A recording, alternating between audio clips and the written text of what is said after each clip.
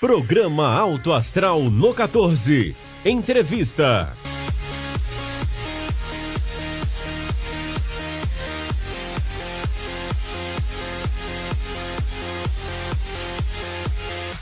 Assinantes do 14, que bom estar com vocês mais uma vez. Esse é o nosso Alto Astral no 14, o programa de todas as semanas aqui com você, num bate-papo descontraído, sempre com bons convidados.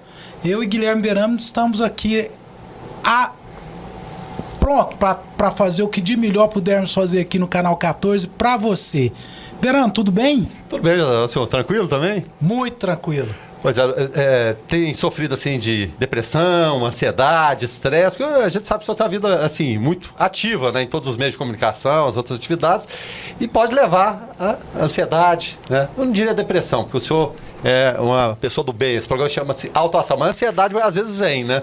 Então acho que é um tema importante para a gente abordar no dia de hoje, principalmente com o nosso entrevistado que o senhor vai apresentar a partir de agora. Pois é, Guilherme Verano, essa questão da depressão, da ansiedade, são temas que preocupam a todos nós, não é? Sem dúvida nenhuma. E temas que o telespectador, que o amigo do 14 já tem nos pedido pelas redes sociais há algum tempo, e nós temos a oportunidade de ter conosco aqui o Dr. João Vitor.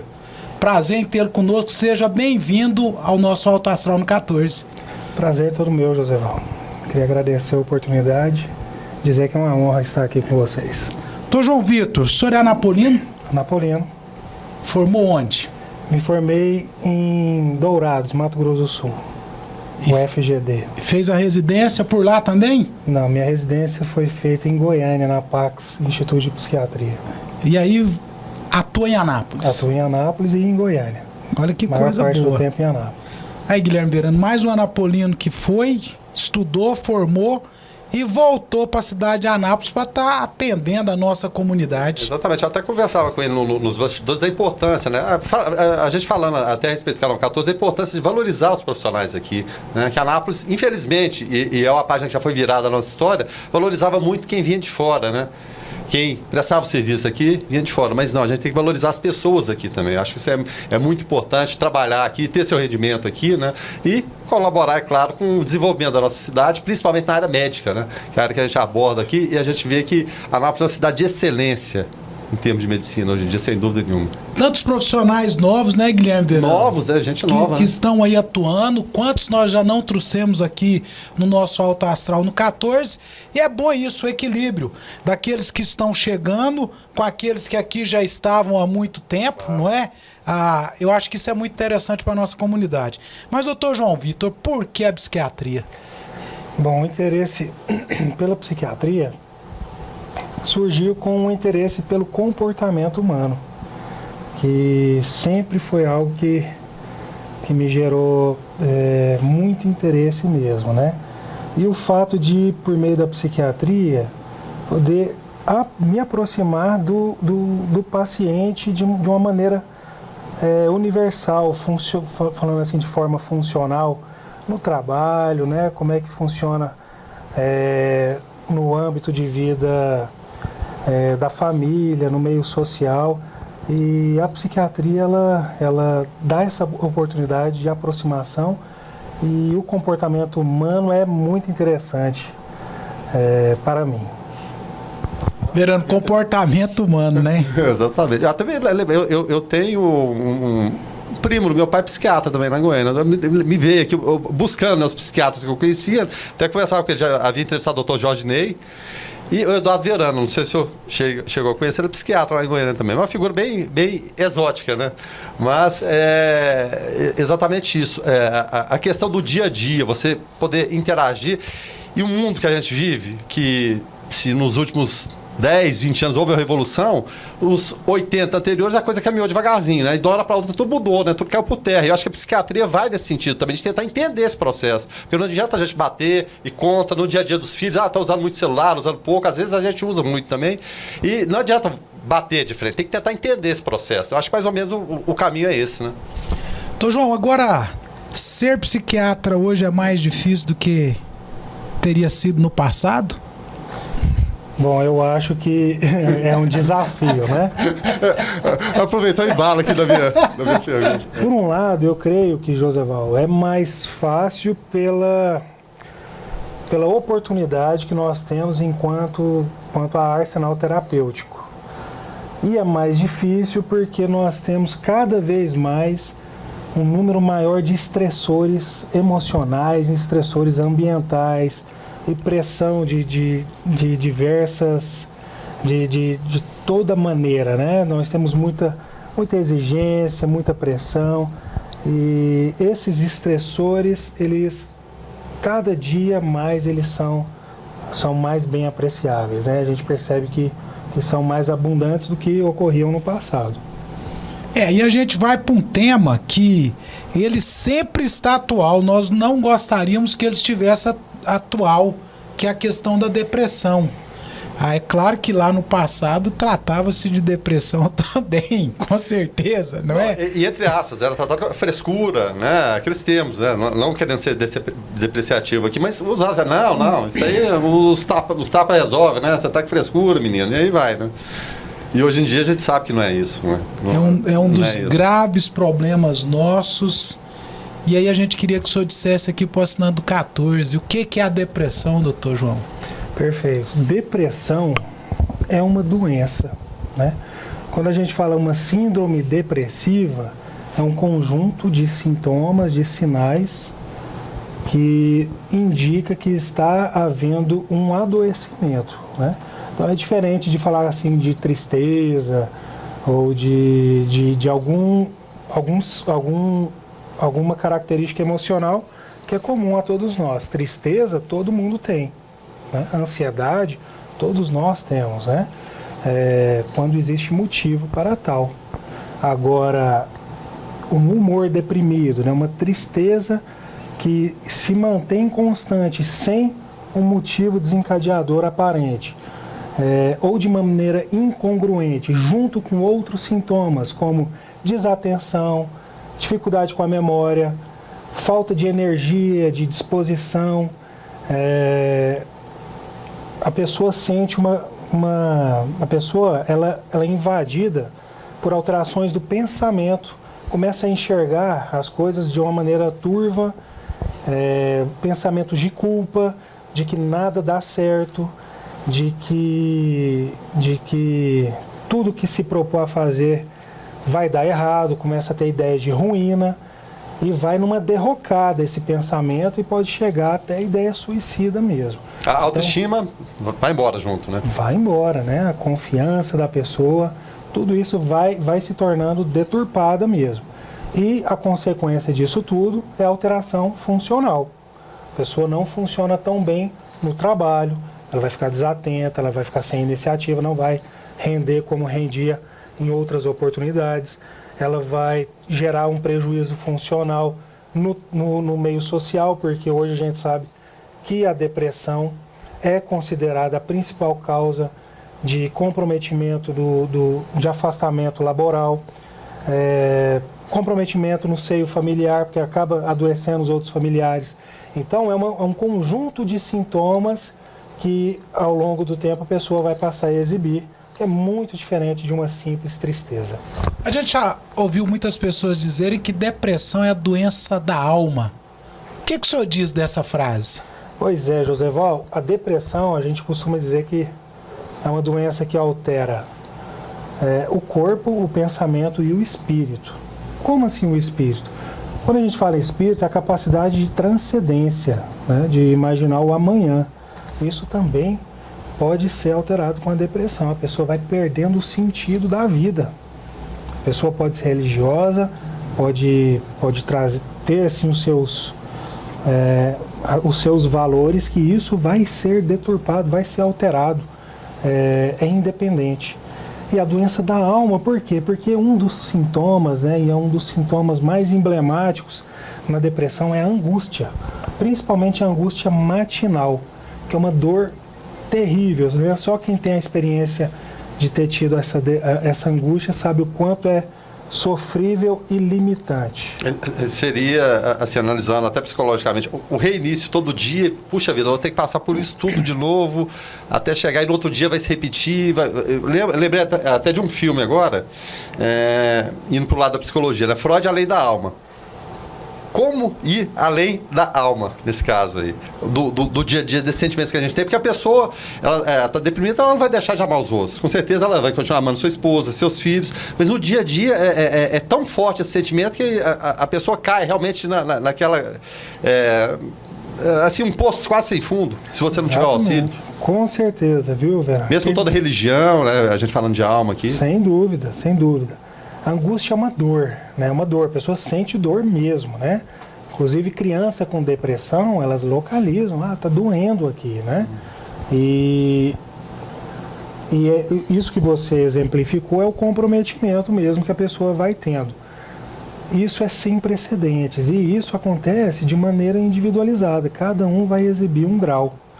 E infelizmente é uma doença grave, extremamente limitante, sofrível, que as consequências são devastadoras.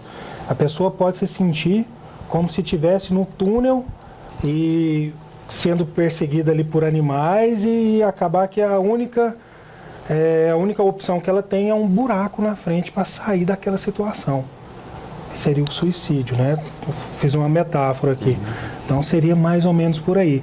A pessoa acaba tendo um comportamento suicida para sair daquele estado de extremo sofrimento. Doutor João Vitor, e quais são as principais causas da depressão? Boa pergunta, Joseval. As causas da depressão. Hoje a gente sabe que a depressão ela tem uma causa multifatorial, né? Por que multifatorial? Hoje a gente sabe que existem vários genes que juntos eles podem gerar uma predisposição para a depressão. Junto com essa carga genética, né, com essa situação genética, a pessoa ela acaba encontrando fatores ambientais, né? Esses estressores ambientais, um divórcio, uma situação de traição, de doença na família, que pode ser um gatilho para o instalar daquilo que estava armazenado na sua carga genética. E existem também outras causas de depressão importantes, né? Que, por exemplo, não é só simplesmente essa depressão endógena, né? Nós temos também uma depressão gerada por alterações na tireoide, por exemplo. O hipotireoidismo pode gerar depressão. A anemia pode gerar depressão. O uso de substâncias pode gerar depressão. Existem alguns antihipertensivos, até mesmo antihipertensivo pode contribuir para isso. Então nós temos várias causas. Por isso que é interessante, quando a pessoa tem esse conjunto de sintomas, está tendo prejuízo, procurar o psiquiatra. Porque ali ele vai examinar para perceber se tem alguma relação clínica, se a tireoide está alterada, se existe um comprometimento clínico que pode existir, a gente vê com frequência esse quadro. Isso pode ocorrer. O senhor falou aí da questão genética. A gente pode dizer que a depressão é uma doença hereditária? Sim, ela tem a sua carga hereditária, né? Importante. Com certeza. Assim como todas as doenças psiquiátricas têm a sua carga importante. Algumas mais, outras menos, né? A gente tem uma doença, por exemplo, o transtorno de déficit de atenção e hiperatividade exibe uma hereditariedade muito, muito alta. Cerca ali de 70%, 75% de heredabilidade. Então, sim, tem um fundamento genético que é muito importante. Então, as pessoas que têm alguém na família que já passaram pelo problema têm que estar mais atentos, vamos dizer assim. Com certeza, com certeza. E outra coisa, a gente tem a depressão clássica unipolar, e nós temos também a depressão bipolar, que também é uma situação extremamente limitante e um prejuízo funcional importante que carece da investigação médica pormenorizada para poder gerar um tratamento que vai contribuir para a remissão daquele episódio. Doutor João, o senhor falou aí procurar o psiquiatra entender isso, até na questão medicamentosa que o senhor citou agora. Como que é a questão do psiquiatra tratar a depressão que nós estamos falando aqui e do psicólogo? Qual que é a diferença nisso? E às vezes tem paciente que passa pelos dois profissionais, não é isso? Sim. E frequente, viu, Joseval? E o psicólogo é um profissional de extrema importância no manejo da depressão. Né? O psicólogo ele tem as suas atribuições, né, dentro do adoecimento.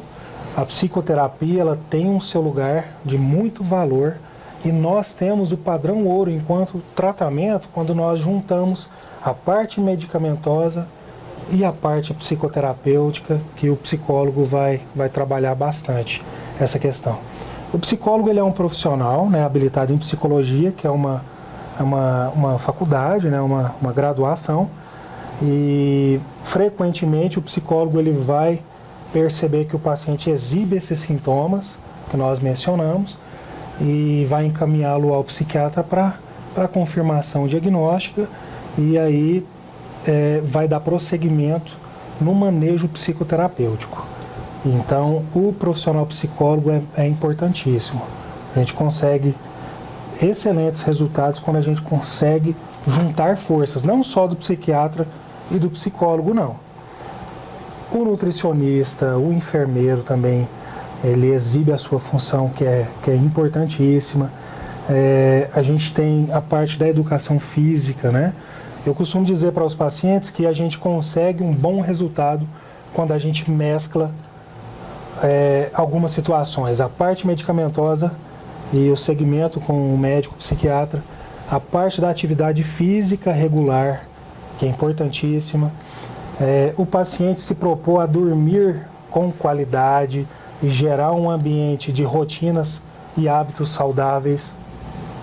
O paciente ele manter-se assim distante, né, de álcool e substâncias psicoativas, né, que também vai gerar um benefício, e o lidar com o estresse, né, que também é muito importante, e o profissional psicólogo ele é fundamental nessa questão, que ele vai ajudar a ressignificar e esse paciente vai se beneficiar no curto, médio e longo prazo. Uma curiosidade aqui até em relação à área esportiva, né? Porque o esporte, é claro, acho que ele contribui, né, para diminuir, né?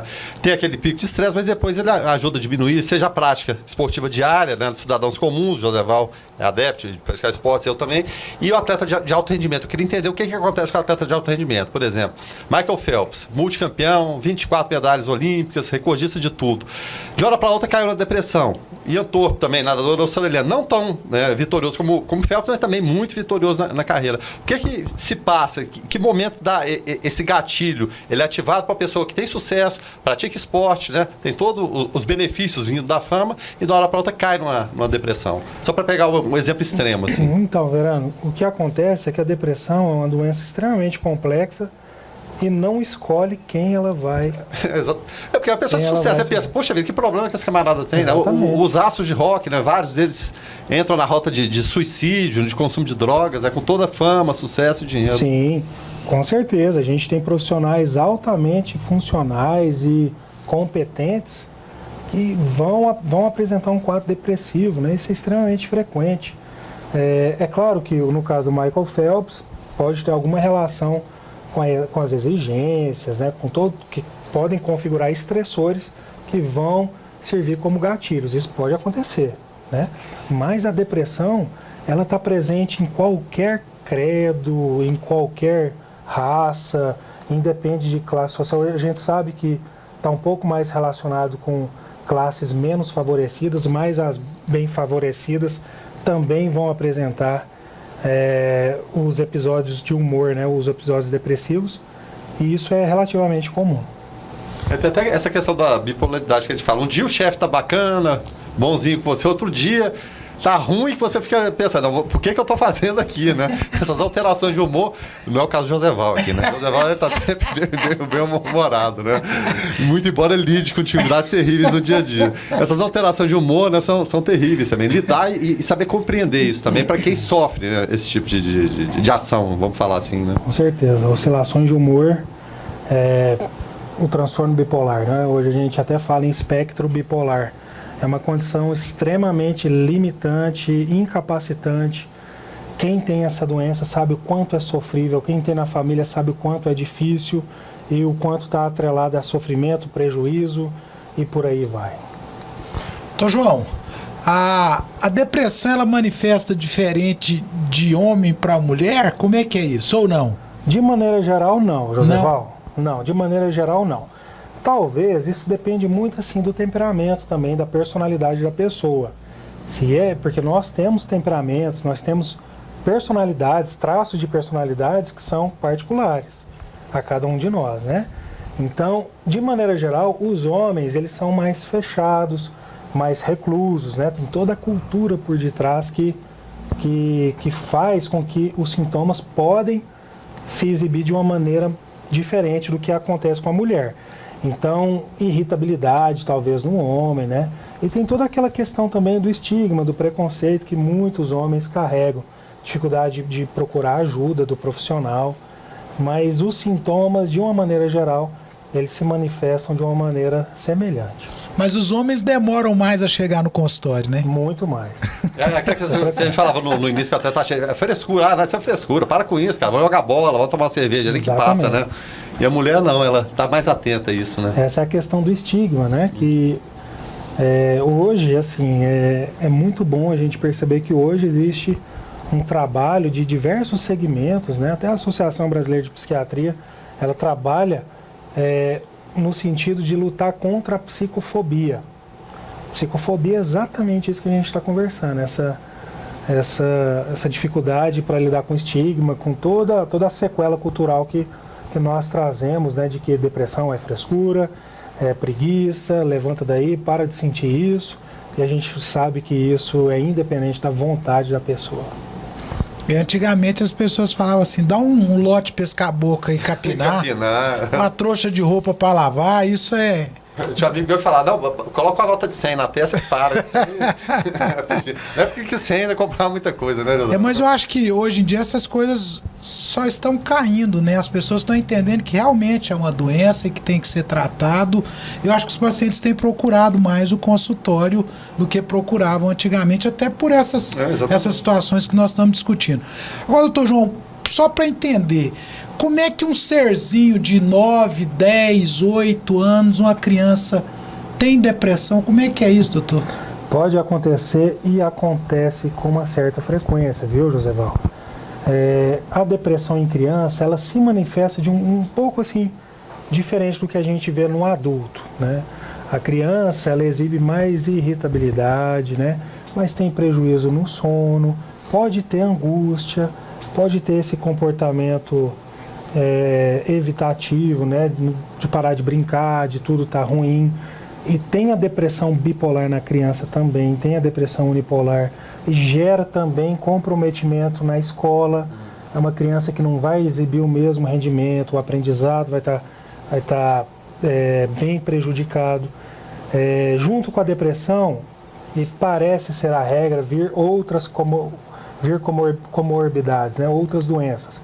A criança pode ter um transtorno de ansiedade, pode ter um déficit de atenção e hiperatividade junto. Um desses transtornos pode gerar um quadro ansioso ou um quadro de depressão de maneira secundária. E a criança sofre bastante, os pais sofrem bastante, né? A escola também é um sofrimento comum e tem tratamento, né? O tratamento também é multiprofissional, interdisciplinar. O tratamento tem bons resultados e a partir do momento que a gente percebe que a criança está rendendo de uma maneira inesperada, né, de uma maneira diferente do que rendia habitualmente, é bom levantar o alerta. Esses são sinais. São sinais. O pai, para a mãe que está acompanhando, vai ficar atento. São sinais porque também o profissional ele vai ter todo um cuidado de perceber se é uma doença ou se é algo apenas ambiental. Tem a questão do bullying também, né? A gente fala sempre muito, falando hoje de bullying, né? Na escola tem mesmo. Na minha época tinha, Joseval tinha, né? Só que era uma maneira diferente de se lidar. Hoje parece que jogam mais pesado com isso, né? Inclusive as crianças. Exatamente. O bullying sempre existiu, né? E a gente tem que levar muita seriedade porque, como eu disse, é um estressor para a criança aquilo ali, né? E o grande segredo é tentar combater o bullying e, ao mesmo tempo, gerar resiliência na criança, né? Como gerar resiliência? Não através do bullying, né? Mas conversar, levar para o psicólogo, né? Para perceber como é que está o nível de essa criança, ela está lidando bem com as frustrações. Por que não? Porque frustração toda criança tem, todo mundo tem, né? Mas é claro que o bullying, ele é terrível, né? A gente precisa encará-lo como tal, temos que combatê-lo, e ele se apresenta como um estressor que pode desencadear doenças complexas, pode ser esse gatilho para o surgimento de esquizofrenia, de depressão na criança, de transtorno bipolar. Então é extremamente complexo, né? É uma situação que o bullying gera sofrimento para uma criança que não vai apresentar-se com uma doença em si, mas gera sofrimento nessa criança. Então tem que ser evitado, e ao mesmo tempo a criança, ela precisa ser treinada no lidar com frustração. O senhor já pincelou aí as questões de como tratar, né? Equipe multiprofissional, ficou claro aqui. Talvez muita gente que está nos assistindo agora imaginava que o tratamento da depressão é procurar o psiquiatra e tomar medicamento. Olha aí, ó, já começou a visualizar uma questão diferente. Sim. Então, como que são os tratamentos mais indicados? O senhor já citou aí algumas situações, mas vamos focar no tratamento. Certo. O tratamento, né? O tratamento que gera os melhores resultados é o tratamento multiprofissional. É o tratamento onde os profissionais eles comunicam-se entre si e vão trabalhar de uma maneira mútua, né? Então, o profissional médico, né? O psiquiatra principalmente, ele vai individualizar o caso, né? Vai afastar as causas clínicas. Se existe uma causa clínica, ele vai encaminhar para o profissional correspondente, né? Se for uma depressão endógena mesmo, ou se ele se julgar capaz de tratar aquele episódio depressivo, ele vai tratar de maneira particular para aquele paciente. E ele vai comunicar, ele vai entrar em contato com o psicólogo, vai encaminhá-lo para psicoterapia e vai indicar a atividade física, que também é individualizada, vai orientar quanto à alimentação, que também é importantíssimo, e vai fazer a psicoeducação, que é explicar com detalhes a doença, os aspectos que permeiam todo o adoecimento, os detalhes, essa funcionalidade, né? Vai analisar como é que era aquela pessoa antes do adoecimento, como é que ela funcionava no trabalho, como é que ela está agora, como é que era em casa antes, como é que ela está agora. Esses detalhes é o que vai gerar a oportunidade de trabalhar de uma maneira otimizada. E, mais uma vez, é um trabalho em conjunto, né? É um conjunto. E o paciente também tem a sua parcela, né, de responsabilidade. A gente orienta que estabelecimento de rotinas saudáveis, né? A gente orienta sobre medidas de higiene do sono para que ele possa criar um ambiente tranquilizador ali durante o sono. Ou alguns casos a gente tem que entrar com medicação para auxiliar no sono, também é analisado de maneira particular, mas essa é a ação, sabe, José? Uma ação interdisciplinar, aí a gente consegue bons resultados. O senhor estava falando da questão física, que é importante, o exercício físico. E o exercício mental? Existe também? Ele pode ser prescrito? Em relação à pessoa, tomar atitude, estou com esse pensamento aqui, não, procura ter outro tipo de pensamento. Existe essa indicação também? Porque o exercício físico é muito óbvio para a gente. Você vai fazer caminhada, vai fazer musculação, natação. Mas esse exercício mental, que tipo de conversa tem? Ela é mais o psiquiatra, é mais o psicólogo? De que forma que se dá isso? Isso é uma boa colocação, viu, Verano? Isso isso que você mencionou, esse exemplo, é um exemplo de atuação do profissional psicólogo, né? A psicoterapia cognitivo-comportamental, ela trabalha justamente em alguns detalhes, né? Algumas orientações em cima do que a pessoa vai perceber-se de si mesma e qual o comportamento que ela vai passar a exibir para poder ressignificar aquilo ali e poder funcionar melhor.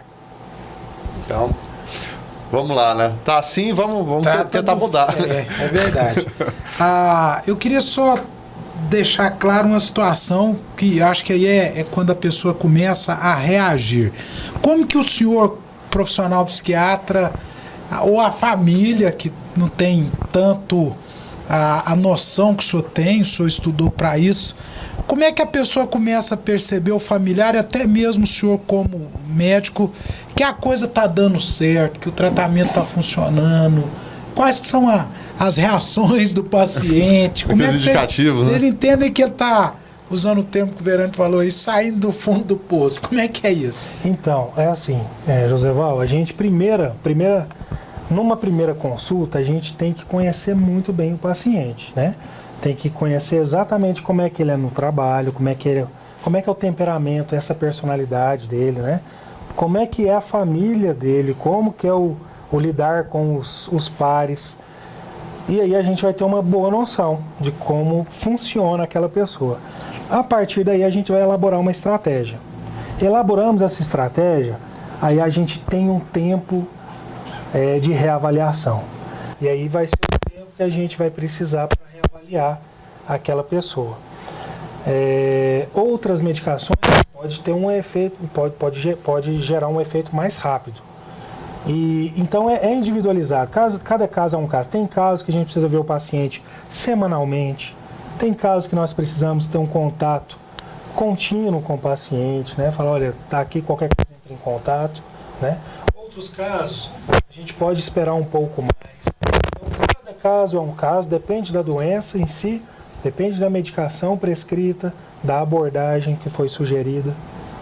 Em relação até essa questão da alta, né? Falando sempre de psicologia e psiquiatria caminhando mais ou menos juntos ali. Porque tem pacientes que a gente conhece que ficam 10 anos, o psicólogo 15 anos. Com o psiquiatra acontece também da mesma forma. O paciente muitas vezes cria aquela relação de dependência. Tá certo, de repente ele está até curado, poderia ter uma alta. Eu vou falar assim, mas não, quer bater aquele pau, eu quero conversar com o doutor. Essa semana acontece muito disso também, daquela relação de amizade e dependência. Sim, acontece. Os pacientes que mantêm assim, um contato crônico carecem ali da fenomenologia e de tudo que ele pode, assim, do que ele vai exibir enquanto funcionalidade e o temperamento, né, e por aí vai.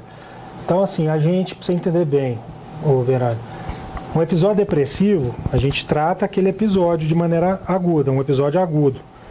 A partir do momento que a gente tem remissão, voltou à funcionalidade, está funcionando bem, os sintomas sumiram, ok. Agora a gente vai analisar se a gente vai suspender a medicação ou se a gente vai manter um tratamento de manutenção para evitar novas crises. Porque a gente tem episódios depressivos recorrentes, a gente tem depressão bipolar, que são doenças crônicas e requerem o tratamento não só naquele momento, naquele período de depressão, mas também um tratamento de manutenção. Os antidepressivos entram aí na questão do tratamento medicamentoso. E são vários tipos de antidepressivos. E às vezes as pessoas não entendem. Por que me tratou com esse e o meu vizinho já foi tratado com esse? o tal do remédio, não, deixa eu experimentar esse seu, eu acho que é melhor, você está mais tranquilo. Queria que o senhor falasse assim dessa questão dos antidepressivos. Como é que vocês atuam para fazer as indicações? Exatamente. Hoje, e isso é uma conquista, né? Uma conquista da ciência. Hoje, o nosso arsenal terapêutico é muito vasto. Então, dá para a gente individualizar o caso do paciente e escolher a melhor medicação para aquele episódio. E aí a tarefa do profissional, naquele momento, explicar, olha, eu estou entrando com essa medicação porque ela age dessa forma. Como você, um exemplo, é um paciente jovem, a gente se preocupa com um determinado efeito colateral que pode ocorrer. Então, a gente, para minimizar isso, faz parte da minha escolha. Então, a gente vai justificar as nossas escolhas, e isso é a psicoeducação também. Explicar os efeitos colaterais, o porquê nós usamos, porque nós temos medicações que são mais bem tolerados por criança, por jovem, adulto jovem ou por idoso, e a gente sabe também que a arquitetura cerebral ela vai se modificando com o tempo, né? Então não é a mesma medicação ao longo da vida. E nós temos que analisar vários aspectos, né? O gênero, mulher, homem responde mais ou menos por perfil até de efeito colateral a algumas medicações. A questão hormonal tem muita influência? Tem muita influência, com certeza, sem dúvida. E algumas medicações, elas geram de maneira adjuvante, de uma maneira paralela, elas vão ajudar no sono também. Então, para evitar a polifarmácia, passar muitos medicamentos, a gente tenta individualizar uma medicação que vai exibir vários fatores que vão gerar benefício. O que a gente ouve com muita frequência é o paciente dizer assim, eu não vou tomar porque eu vou ficar dependente dessa medicação. O senhor já deve ter ouvido isso no consultório aí por várias e várias vezes. O que o senhor tem para dizer para esse paciente? Às vezes até abandona o medicamento nesse receio de que vai ficar dependente. Exatamente. Qual que seria a fala do senhor para esse indivíduo? Isso a gente ouve todos os dias no consultório, viu, Joseval? A gente ouve demais. E também é uma oportunidade para a gente orientar bem, né? A gente percebe que é falta de orientação. Por quê? Porque os antidepressivos, de maneira geral, não geram dependência. Não geram dependência. E existe um tempo certo de utilizar. Quando a gente fala dependência, é quando a medicação ela exibe um comportamento de tolerância e dependência. O que é isso? Eu uso uma medicação e para gerar o mesmo efeito eu preciso aumentar a dose dessa medicação. Posso colocar um parênteses aqui? Claro. E isso de comum acordo com o paciente? Vamos ver se essa dosagem você se adapta bem ou não, é unilateral. Apenas o médico determina e De pronto. jeito nenhum. A opinião do paciente é importantíssimo, né? A gente analisa a opinião do paciente. Nós analisamos o que funcionou na família do paciente. Os níveis de tolerância, né, de cada um. Sim. O que funcionou para aquele paciente no passado. Entendeu? Certo. Então, a preferência do paciente também é levada em consideração.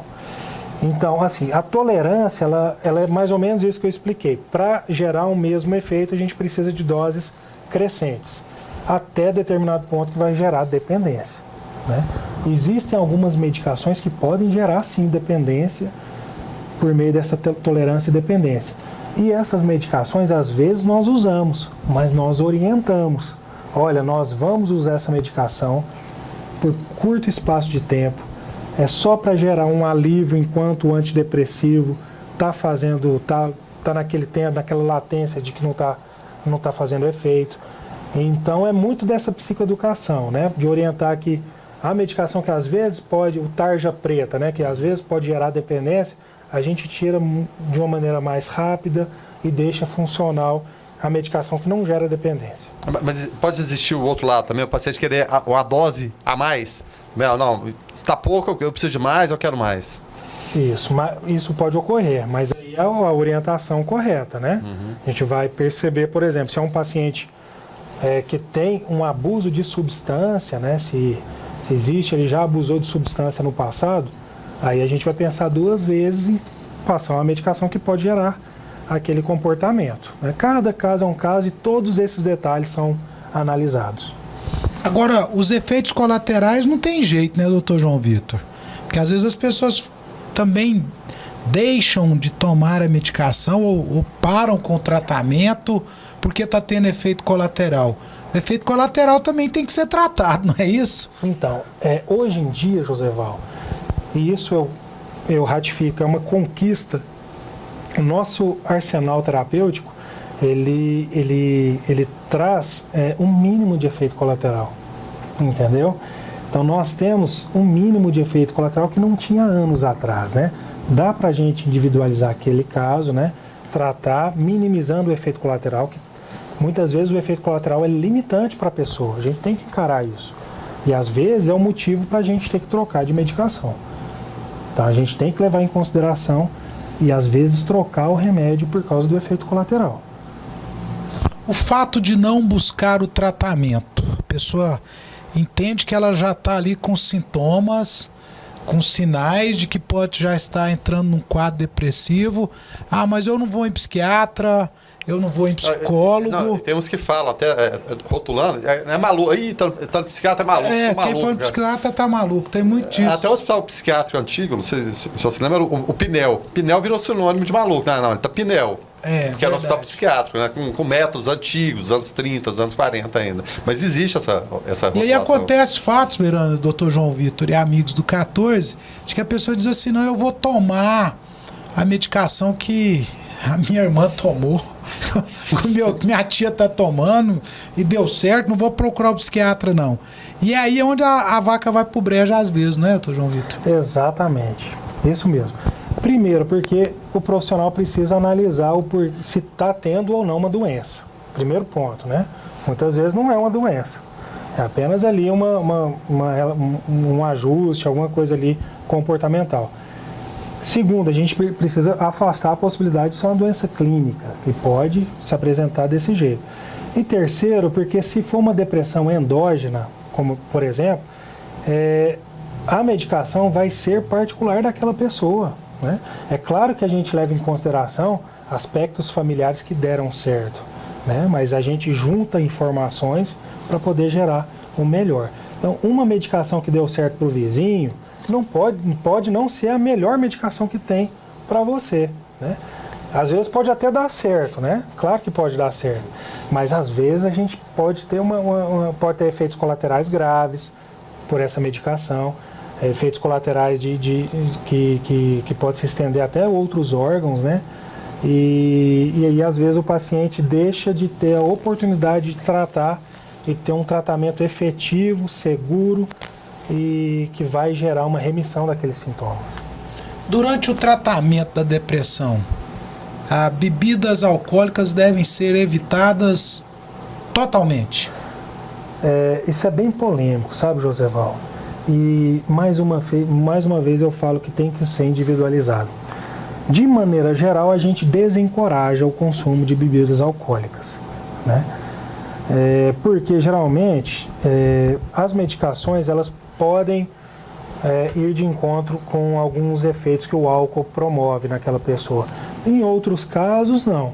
Dá para ter aquele uso eventual e responsável do álcool, né, que não tem problema, mas depende do caso. Tem medicações que não combinam de jeito nenhum com o álcool. Outras medicações, o uso eventual em quantidades razoáveis, né, para baixo, a gente pode sim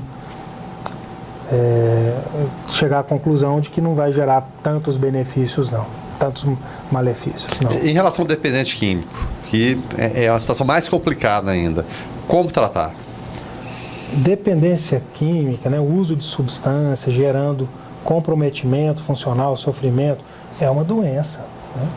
É uma doença e tem que ser encarada igual a gente encara a depressão, o diabetes, igual nós encaramos a insuficiência cardíaca.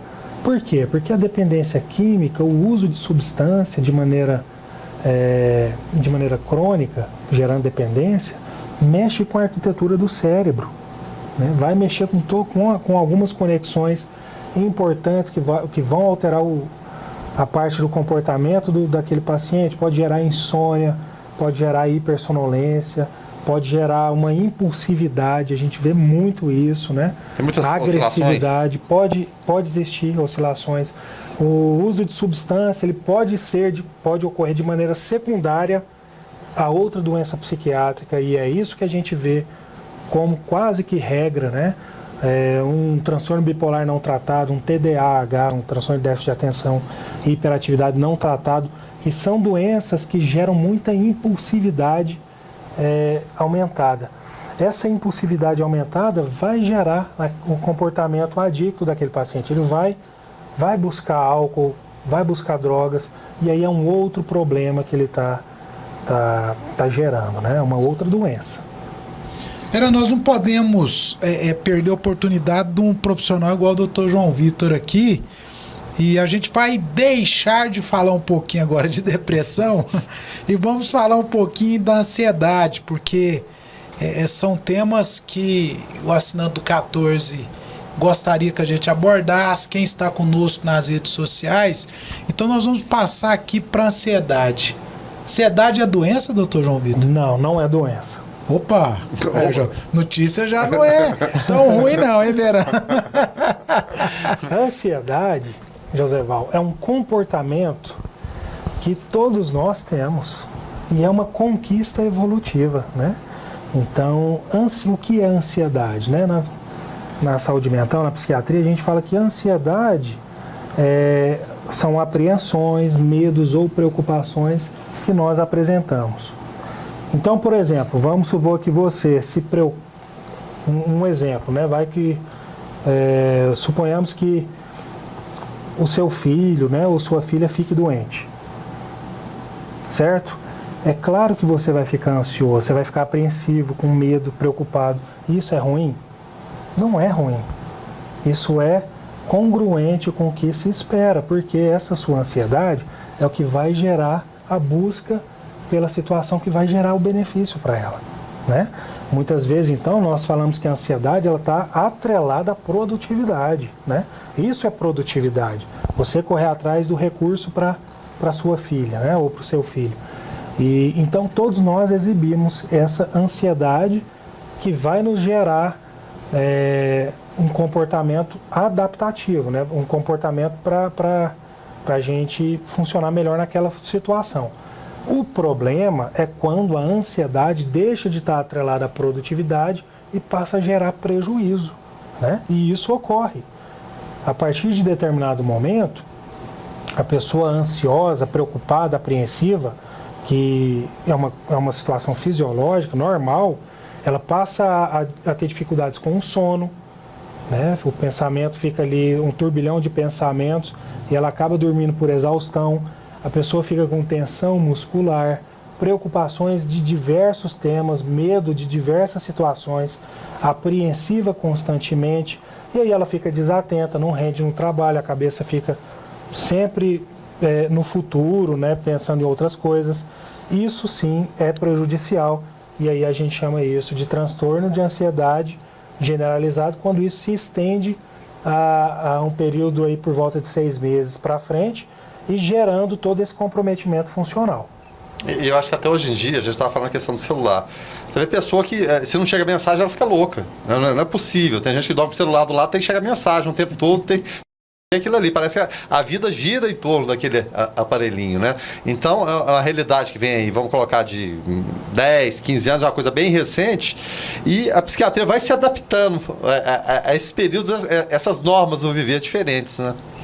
E vê principalmente em relação aos jovens, né? Sim, isso mesmo, né? Essas tecnologias, o uso de celular pode gerar sim um comprometimento funcional, né? E hoje a gente fala assim em uso nocivo de internet. Tem gente que até exibe sintomas de abstinência, né? Abstinência, sim, né? Quando fica longe. E isso não é normal, né? Não se espera aquilo. E tem alguns países que estão aí na vanguarda de tratamento em cima disso. E eu creio que a gente está prestes a encarar essa situação cada vez mais como uma situação que carece de um tratamento. Desculpe, José, e se num primeiro momento é emocional, ela pode passar a ser química dentro do organismo da pessoa? Porque no primeiro momento ali, a novidade está ali, a mensagem vai chegar e tal, aquilo que o emocional em algum momento pode desencadear o processo químico ali que passa a ser a dependência real mesmo da coisa? Sem dúvida que pode, né? Da mesma maneira que a gente exibe dependência para o álcool, para situações psicoativas que pode gerar esse comportamento, o uso de internet também, né? Nós temos o sistema de recompensa cerebral, que é um sistema que ele fica aflorado quando a gente está diante de situações prazerosas, né? Então, muitas vezes o paciente ele pode sim manifestar esse desejo desenfreado, e se ficar afastado ele pode gerar sintomas até mesmo de abstinência. Mas já tem chegado, por exemplo, no consultório do senhor, casos de pessoas que pelo uso excessivo do celular, pelo uso excessivo da internet, já está tendo problemas ou ainda não? Isso não é uma realidade nos consultórios? Hoje em dia, eu acho assim, que os colegas também não, nem tanto, Joséval. Mas eu creio que em breve pode ocorrer sim, né? Em outros países, principalmente países orientais, isso acontece mais. Hoje nós Até a questão do sabemos suicídio, se eu falar, o Japão é um exemplo disso. A cobrança é tão grande em relação às pessoas, aos funcionários, às crianças terem boas notas, né, que é um dos países onde tudo funciona, né, o sistema de saúde funciona, é um país desenvolvido, mas a cobrança é tal do cidadão com ele mesmo que aumenta o número de suicídios num país onde, teoricamente falando, tudo caminha bem, né, tranquilamente. Exatamente, né? Tem países escandinavos também que Também, da mesma forma. que a taxa de suicídio é lá em cima, né? Então, assim, hoje a gente percebe que suicídio, nós temos o Setembro Amarelo, né? Que é um mês que a gente dedica a falar sobre suicídio, e é muito importante e é um assunto que a gente percebe o seu espaço cada vez mais na mídia, né? Nas redes sociais, e é importante que seja assim, né?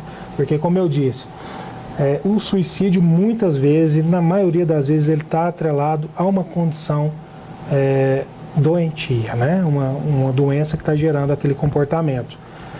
E muitas vezes são doenças não diagnosticadas, né? E que um tratamento poderia mudar o curso daquele comportamento, né? O transtorno de ansiedade, a gente pode dizer que aí já é uma doença. O transtorno de ansiedade é uma doença. E aí a sem pessoa dúvida. já tendo esses sinais e sintomas. Quais são os sinais e sintomas mais frequentes do transtorno de ansiedade? Transtorno de ansiedade, Josebal, nós temos assim, a gente fala em espectro da ansiedade. Nós temos várias doenças. Temos fobias, né? Uma fobia social, que é aquela pessoa que, quando ela está em ambientes onde ela pode ser avaliada, ela tem sintomas de palpitação, de sudorese, começa a suar, e ela não funciona, ela trava, né? E isso aí de maneira repetitiva e limitante pode ser encarado como uma fobia social. Nós temos fobias específicas, né? Vários agentes podem gerar fobia. E nós temos o transtorno do pânico, né? A síndrome do pânico, que também está nesse pacote, né? Nesse espectro da ansiedade. E o transtorno de ansiedade generalizada. Então são doenças diferentes, mas que exibem algumas semelhanças, principalmente pela área onde a gente percebe no cérebro que está a alteração, que é a área ali do medo, né? A gente tem uma área que nesses transtornos ela está alterada. Um exemplo, o transtorno de ansiedade generalizada, ele pode gerar, como eu havia dito, apreensão, né, constante, medos excessivos, preocupações de diversos temas, né? A pessoa se preocupa com o trabalho, com a família, como é que vai ser amanhã, a cabeça fica só no amanhã, não consegue funcionar bem no agora. Ela pode ter sintomas físicos, pode ter diarreia, pode ter dormências pelo corpo, ela pode ter uma tensão muscular, pode ter dor na nuca, dor nos ombros. Erupções cutâneas também? É normal? Sim, pode acontecer, sem dúvida, né? Então pode ter sintomas físicos e gera o comprometimento funcional, né? Alimentação e exercício físico para ansiedade também ajuda bastante, com certeza ajuda.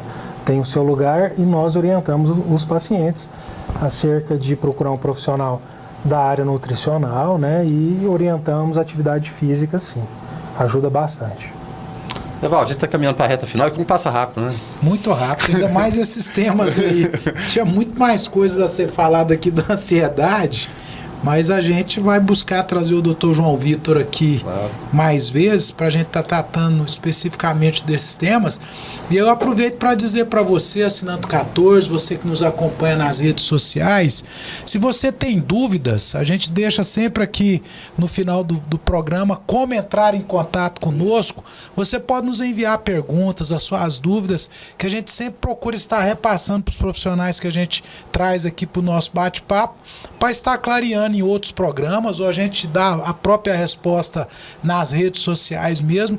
O importante é deixar você sem dúvida alguma. Eu acho que o Dr. João Vitor cumpriu o papel dele aqui bem cumprido, né, Guilherme Verano? Sem dúvida, eu saio daqui muito menos ansioso e sem depressão nenhuma, né? Mas o importante é isso, essa troca de informações, uma linguagem por vezes técnica, mas traduzindo para a linguagem comum, né? Que é a linguagem que a gente entende, né? Do dia a dia. Acho que é muito importante desmistificar, né? Vários temas aí, né? Se tornam mitos, a questão do suicídio que a gente está falando. A gente tem que falar, é um tema desagradável, é um tema complicado, difícil, mas tem que falar, né? A gente tem que preservar principalmente a vida, trazer a mensagem de vida e de tudo pode ser tratado. A gente tem esse arsenal enorme que o Dr. João Vitor falou, a gente tem que se valer dele, né? E principalmente dos profissionais competentes como ele também. Ô, Verano, mas eu não posso deixar de encerrar essa entrevista sem fazer uma pergunta, porque hoje numa reunião eu ouvi uma pessoa dizer para você é muito toque. É o toque? É o toque. O que é o tal do toque, doutor João Vitor? Pois é, o TOC, Joseval, é o transtorno obsessivo compulsivo, né? O que é isso, né? Para resumir bem, para poder entender, ele é um transtorno que a pessoa exibe pensamentos que entram na cabeça da pessoa sem a vontade dela, né? Então, um exemplo, o sujeito pensa que a mão está contaminada e aquele pensamento que é contra a vontade dela fica reverberando, né? E ele precisa de um comportamento compulsivo para neutralizar esse pensamento, entendeu? Então é um pensamento obsessivo e um comportamento compulsivo. E aí a gente tem vários e vários pensamentos que podem acontecer e vários comportamentos que podem ocorrer. Então e nós com certeza tema para outro programa, né? Nós vamos fazer um programa só de toque. Tá certo. Doutor João Vitor, nós temos que agradecer muito a presença do senhor aqui. Eu acho que foi muito interessante essa nossa conversa, clareou muita coisa para o assinante do 14. Muito obrigado. Eu que agradeço a oportunidade e estou sempre à disposição. Um abraço a todos. Ô Guilherme Verano, Diga. encerra o programa para nós, Guilherme Verano. Tá certo, só começou, a gente encerra, né? E é claro, sem a participação, né, dos nossos parceiros, né, os apoiadores culturais, seria impossível a execução desse programa. A gente lembra, né, que não só esse programa, mas como todos os outros, você pode acompanhar, tem os endereços aí embaixo, nossa página no YouTube, né? Programa Alto Astral no 14. São mais de 30, essa é a 38ª edição já, então você pode esclarecer dúvidas em vários aspectos da medicina. Então, mais uma vez, a gente agradece, é claro, sua audiência e também aos nossos apoiadores culturais. Até logo mais. Canal 14 NET. Apoio Cultural. Clínica Radiológica de Anápolis, a CIA, Arroz e Feijão Imperial, Geolab Genéricos, Instituto Oncohematológico de Anápolis, Hospital Evangélico Goiano, Plameg, Unievangélica, Supermercado Atende Mais, Compensados Anápolis, Clínica Vacine, Barbantes JK, Laboratório Modelo, BRG Brasil Geradores, Farmácia Naturalis, Cicobi Unicentro Norte Goiano, Lages Vibracom, Resgate Remoções e Eventos e também Mercafrios Mauá.